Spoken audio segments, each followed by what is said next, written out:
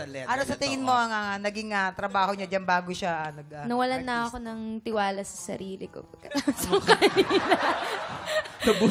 Parang, ano?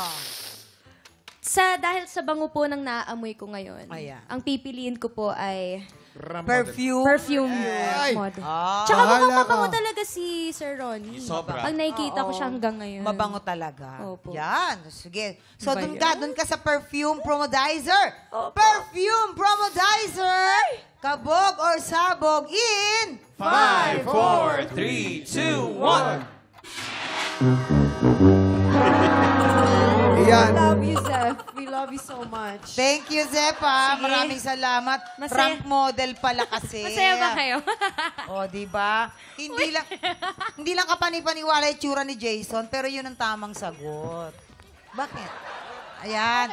Kumusta naman ang iyong pag-upo sa ating buwi sit? Parang okay po ako kanina nung pumasok ako dito sa studio. Hindi ka kasi nakikinig sa amin eh. Laging tama kami. Hindi kasi kapani-paniwala, Kuya Jason. I'm sorry. Ramp model.